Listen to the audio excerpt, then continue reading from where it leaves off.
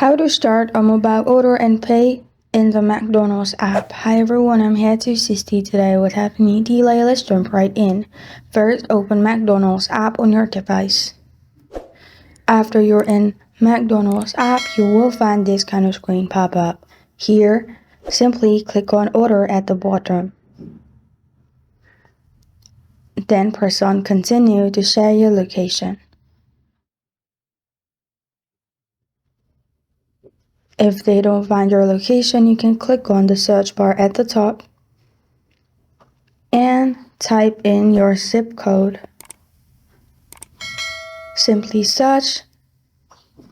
It is not available in my region, so there is no option, but you can simply search your location. After that, choose your pickup method, browse menu, and add items. After you have added everything, go to checkout and apply a deal or reward if you want. And after you check out, you're good to go. You can simply pay from the app as well. And this is how to start a mobile order and pay in the McDonald's app.